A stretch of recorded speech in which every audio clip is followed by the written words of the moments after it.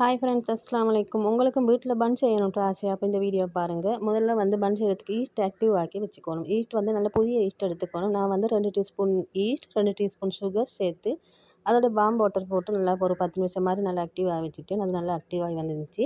இப்போ இது மாவோட சேர்த்துக்கணும். மாவு வந்து நான் கோதுமை மாவு தான் எடுத்துட்டேன். மாவோட சேர்த்த போகிற இதோட சால்ட் சேர்த்துக்கணும். நீங்கள் பட்டர் சேர்த்துக்கணும். ரூம் டெம்பரேச்சருக்குள்ள பட்டர். அப்போ தான் உங்களுக்கு இந்த மாவை பிணைஞ்செடுக்கிறது ஈஸியாக இருக்கும். இதோட வந்து கொஞ்சம் மில்க் இல்லைன்னா வாட்டர் சேர்த்து உங்களுக்கு நல்லா பிணைஞ்சு அப்படியே ரெஸ்ட் விடணும். இப்போ மாவு வந்து நல்லா கையில் ஒற்ற பதம் அரைச்சினா தான் இது மாவோட சரியான பதம். இதை அப்படியே மூடி போட்டு மூடி வச்சிடணும். நல்ல ஒரு க்ளீன் ரேப் இல்லாட்டி ஒரு பொலித்தீன் இது போட்டு சரி உங்களுக்கு நல்லா கவர் பண்ணி மூடி வச்சுக்க. பன்னுக்கு வைக்கிறது கறி எப்படி செய்யணும் பார்ப்போம். ஒரு சட்டில் ஒரு கரண்டி மாதிரி எண்ணெய் ஊற்றிக்கணும். எண்ணெய் சூடாக வரிசையில் நட்சீரகம் போட்டுக்கணும். போட்ட பிறகு அது பொரிஞ்ச வரிசையில் வெங்காயம் 2 பச்சை மிளகாய் போட்டு நல்லா வதங்க விடணும். நீங்கள் சிக்கன், பீஃப், மட்டன் போட்டு செய்யலாம். நான் சிக்கன் போட்டு தான் செய்கிறேன். சிக்கன் உப்பு மஞ்சள் போட்டு வேக வச்சு நல்லா எண்ணெய் பல்ஸ் பண்ணி எடுத்துருக்கிறேன்.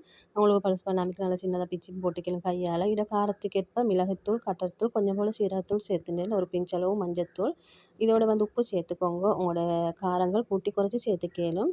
சேர்த்த போது இதை நல்லா கலந்துட்டுக்கணும். இதோட சின்னதாக கட் பண்ணி வச்சு இந்த லீக்ஸையும் சேர்த்துட்டேன்.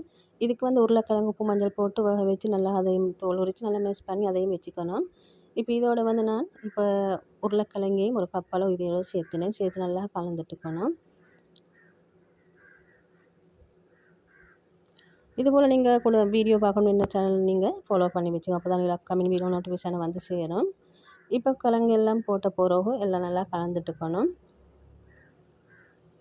இதோட ஒரு 1/4 டீஸ்பூன் மாதிரி நீங்கள் லெமன் ஜூஸ் சேர்த்துக்கோங்க. அப்போ இன்னும் கொஞ்சம் டேஸ்ட் நல்லா இருக்கும். இதை அப்படியே எடுத்து அப்படியே வச்சின பிறகு இப்போ இது வந்து இப்போ ஃபில்லிங்கான கறி ரெடி. இப்போ மாவை பார்த்தா மாவு வந்து நல்லா டபுள் சைஸ் எப்படி பொங்கி வந்துச்சு. இப்போ இது ஏர் பபுள் எல்லாம் போன போகிற இந்த மாவு நாங்கள் சின்ன சின்ன உருண்டையாக எடுத்துக்க போகிறேன்.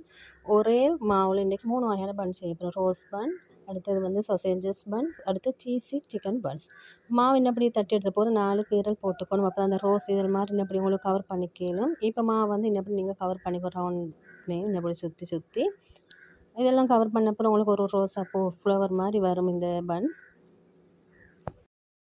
இதை ஃபுல் வீடியோ பார்க்கணும் என்ன அந்த யூடியூப் சேனலையும் சப்ஸ்கிரைப் பண்ணி வச்சுக்கோங்க. அதில் உங்களுக்கு ஃபுல் வீடியோ பார்க்கலாம். இப்போ எல்லாம் பன் எல்லாம் இப்படி ரெடி பண்ண போகிற இதுக்கு வந்து எக் கோஸ் அப்ளை பண்ணிக்க போகிறோம். உங்களுக்கு எக் கோஸ் விருப்பம் இல்லைன்னா மில்க் கோஸ் பண்ணிக்கலாம்.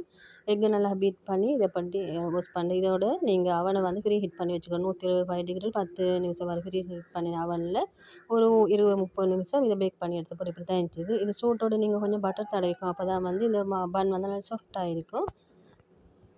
தேங்க்யூ.